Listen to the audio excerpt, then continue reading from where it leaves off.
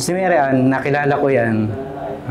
Bali, ano lang kami, magkababata. So, since 1997, kilala ko na si Mary Ann.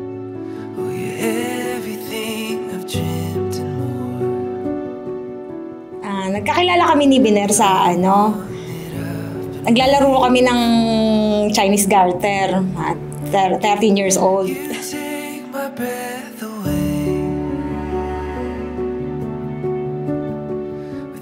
Hanggang siya, nagkakilala kami, naging magkaibigan, naging best friend. Kaya ang tawagan namin ay Bes.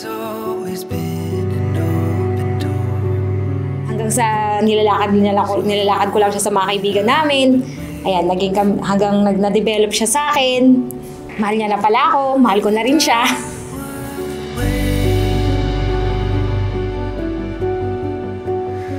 Ang nagustuhan ko sa kanyang pag-uugali, yung pagiging malalahanin niya, pagiging mapagmahal niya, yun yung unang-una kong nagustuhan sa kanya. Lahat binibigay sa akin ng asawa ko, pinaparamdam niya sa akin lahat yun sa ganong paraan. Lahat ng gusto ko, lahat sakripisyo sa pamilya namin, binibigay niya lahat.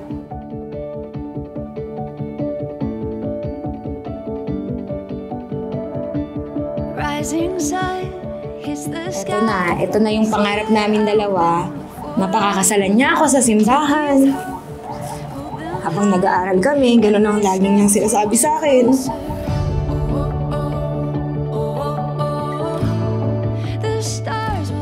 Yan. Ang masasabi ko lang, papasalamat ako sa lahat-lahat sa pag-aalaga sa amin ng mga anak mo, sa mga kasiyahan, sa pagmamahal. Sana patuloy mo pa yung lahat ng mga ginagawa mo ng ganyan. At magpatuloy mo na yung pagbabago mo. Mahal na mahal kita at mga anak natin.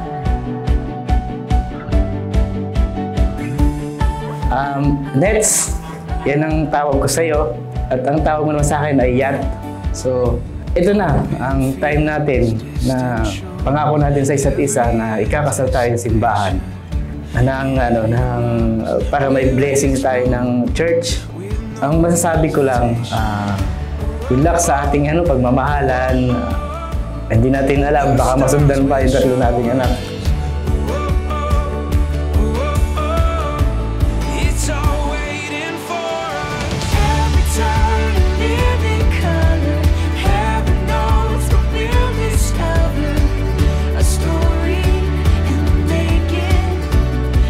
Sa lahat ninyo, ipaghahawakan kayo ng kamay. Sasabihin niyo yung pangako o sentimiento o covenant na kayo magmamahalan ng habang buhay. Siyempre, papatunayan niyo hindi lang sa salita, sa gawa. Kaya nagtutulungan kayo sa bawat araw.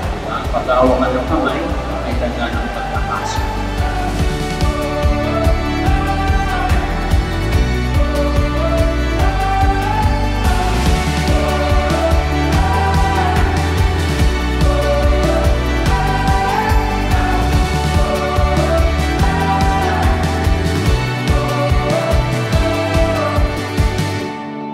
Nagpapasalamat ako sa Panginoon kasi nandyan siya.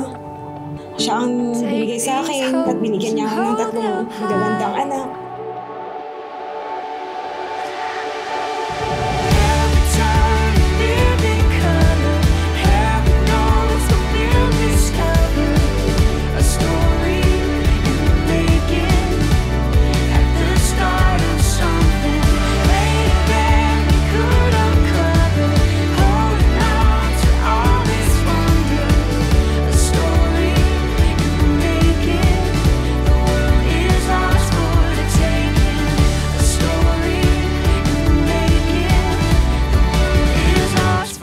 Taken.